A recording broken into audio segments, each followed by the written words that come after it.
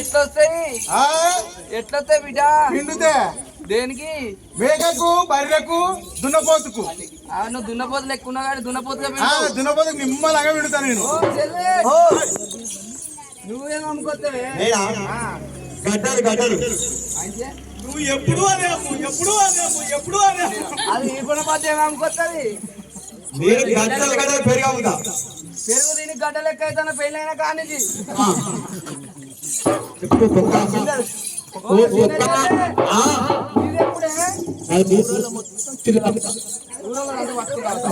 పట్టుకొని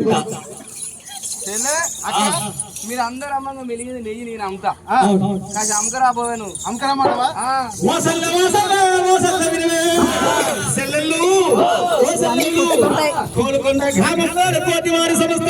శ్రీ శ్రీదేవికి ఎల్లమ్మ దక్షమ చెమదక్కిన భావని కళ్యాణం చేస్తున్నారు.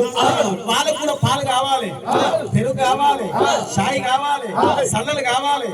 వారి సంస్థాన మందు వెలిసి బాగురాలి ఎల్లమ్మ వంటి కనుక వాళ్ళ పాలు కావాలి కాబట్టి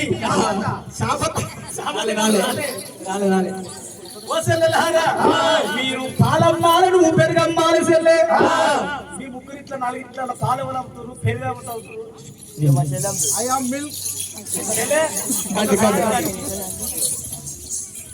చెల్లెలు మీరు పక్కన జరగండి.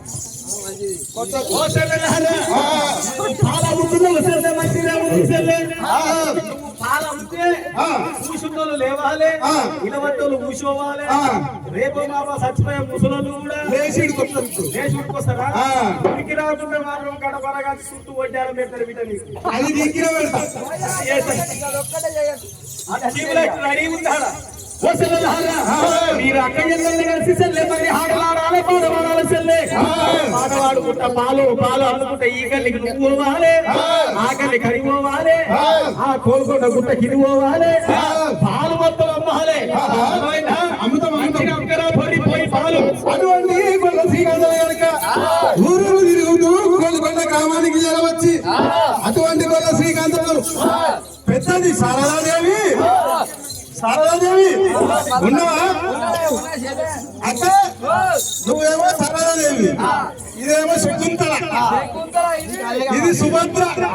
అబ్బా నీ పేరు లీలావతి. నా పేరు లీలావతి. అక్క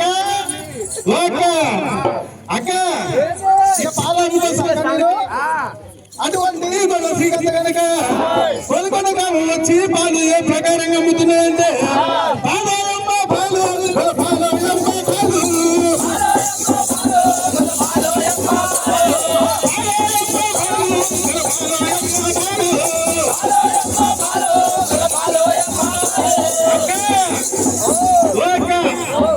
పాలైతే విరిగిన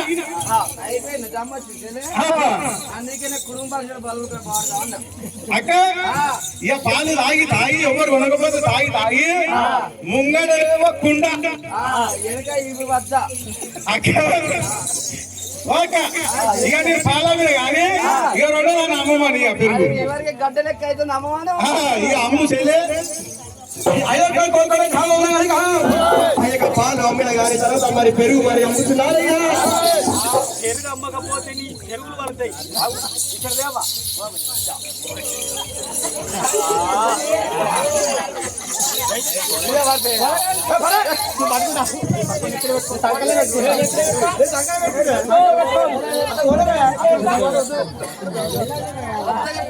ర్యాంక్ తినేస్తాలే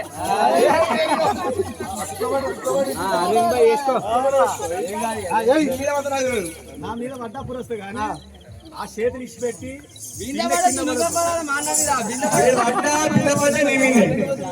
ఏం చేస్తావు నాకు తెలియదు. చెరువు మొత్తం మమ్మల్ని లేకపోతే